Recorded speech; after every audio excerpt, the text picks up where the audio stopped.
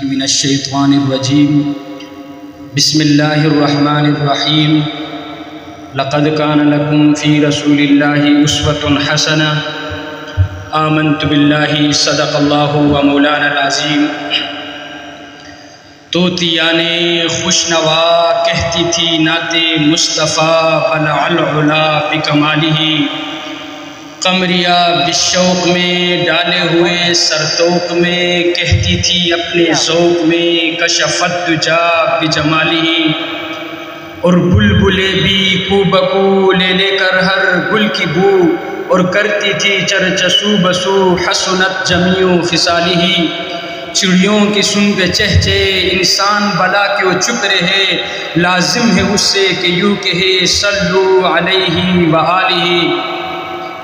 میرے انتہائی واجب الاحترام گرامی قدر سامعین، مسلم اسٹوڈنٹ آرگنائزیشن کے غیرت مند نڈر بے باک بہادر دوستوں اور ساتھیوں، آج کے اس عظیم الشان طلباء اجتماع میں پاکستان نظریاتی پارٹی کی نمائندگی کر رہا ہوں۔ پاکستان نظریاتی پارٹی ایک سال کے قلیل مدت میں ہی الحمدللہ پورے پاکستان میں اپنے سیاسی لوہا منوا چکے ہیں، چاہے وہ ختم نبوت کی بات ہو یا دفاع صحابہ کی بات ہو یا شاعر اسلام کی بات ہو یا قرآن کی بات ہو یا دینی مدارس کی بات ہو، الحمدللہ ہم نے ہر پلیٹ فارم میں اس کے لیے آواز بلند کی ہے اور آئندہ بھی انشاءاللہ کرتے رہیں گے۔ مسلم اسٹوڈنٹ آرگنائزیشن کی خدمات کو ہم سراہتے ہیں، اور جس میدان میں بھی ہم نے دیکھا ہے مسلم اسٹوڈنٹ آرگنائزیشن کی نمائندگان ہر میدان میں کھڑے رہے ہیں، چاہے وہ ختم نبوت کا معاملہ ہو یا ناموس صحابہ کا معاملہ ہو یا شاعر اسلام کا معاملہ ہو، مسلم اسٹوڈنٹ آرگنائزیشن نے ہمیشہ خدمات سر انجام دی ہے۔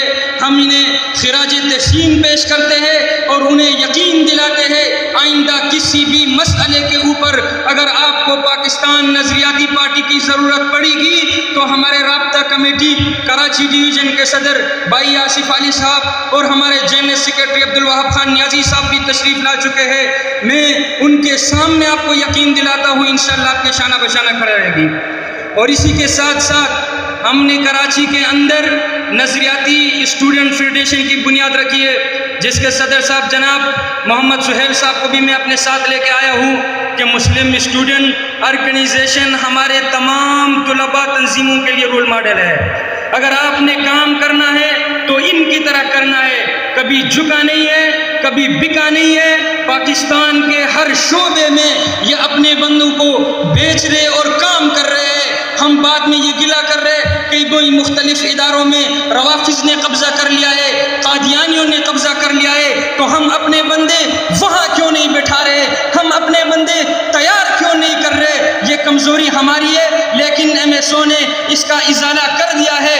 ابھی چند دنوں سے الیکٹرانک اور پرنٹ میڈیا پر ایک خبر چل رہی ہے کہ آئی ایم ایف نے ہمارے وزیر اعظم صاحب کو کہا کہ ہم اس وقت تک آپ کو قرضہ نہیں دیں گے جب تک آپ قادیانیوں کو تحفظ فراہم نہیں کریں گے، آپ ان کے اداروں کو اور ان کے عبادت گاہوں کو تحفظ نہیں دیں گے۔ تو آج اس اجتماع کی وساطت سے میں انہیں بتانا چاہتا ہوں کہ ہم مر جائیں گے، کٹ جائیں گے، ہم بھوکے مریں گے یا پیاسے مریں گے، ہم ختم نبوت پر آنچ نہیں آنے دیں گے۔ تمہارے مالی تعاون کی ہمیں کوئی ضرورت نہیں ہے، تمہارے پیکج کی ہمیں کوئی ضرورت نہیں ہے، تمہارے پیسوں کی ہمیں کوئی ضرورت نہیں ہے۔ پاکستان میں انشاءاللہ العزیز جب تک یہ مسلم طلباء زندہ ہے، یہ مسلمان زندہ ہے، قادیانیوں کا باپ بھی انشاءاللہ یہاں اپنے آپ کو نہیں منوا سکتے۔ آپ کو معلوم ہے قادیانی قرآن کو نہیں مان رہے، ہمارے حکمرانوں کو اس بات کا علم ہے، پھر بھی بہیسی دیکھو، آپ ان کی ڈراؤنا خواب دیکھو، کیسے ڈرے ہوئے ہیں، کیوں ڈرے ہوئے؟ قادیانی اپنے پیسے چلا رہے، اداروں میں اپنے لوگ بٹھا رہے ہیں، ملک کی قومی سلامتی کے اداروں پر دباؤ ڈال رہے ہیں۔ آج اس اجتماع کی وساطت سے ہم انہیں یہ پیغام دے رہے ہیں کہ اگر قادیانی کسی بھی اگر آپ کو معلوم ہے کہ قادیانی جو ہے وہ قرآن کو نہیں مان رہے، حدیث کو نہیں مان رہے، تسلیم نہیں کر رہے، آپ اس کو اگر نہیں مانتے تو یہ یاد رکھو قادیانی تمہارے آئین کو بھی نہیں مان رہے۔ تمہارے آئین نے اگر قادیانیوں کو کافر قرار دیا ہے تو آپ اپنے قانون کو نافذ العمل کرو، نہ کرو گے تو انشاءاللہ یہ جوان کروا کے دکھائیں گے۔ جزاک اللہ۔